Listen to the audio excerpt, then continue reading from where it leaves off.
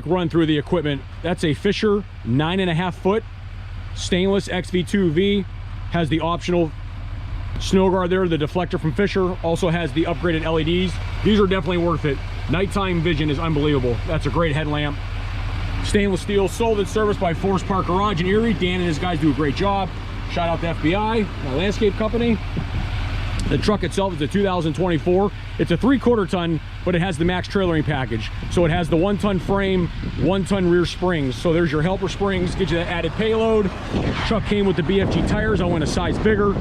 I do have 500 pounds of ballast back here. They're sandbags, just can't see them. So extra 500 pounds, a little extra weight on the rear axle for pushing snow, and offsets the weight of that plow. Well, there you have it. Short and sweet plow video. Thanks for watching.